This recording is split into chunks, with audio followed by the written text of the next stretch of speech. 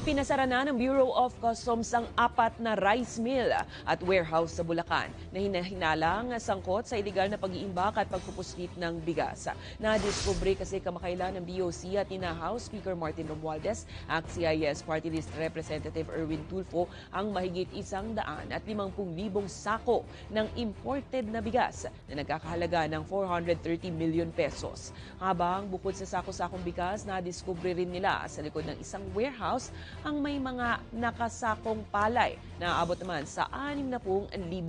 Base sa impormasyong nakuha ng BOC, nasa 4 hanggang 5 buwan nang nakaimbaka ang mga sako ng palay sa warehouse. Samantala, matatanda ang ipinag-utos na ni Pangulong Ferdinand Bongbong Marcos Jr. na paigtingin ang operasyon laban sa mga illegal smuggler at hoarder ng bigas. Kung ilalabas po kasi lahat ng supply, i-offer po sa mga market, sa ating mamamayan para mabili. Siguradong pag marami ang kompleto yung supply, bababa naman po ang presyo.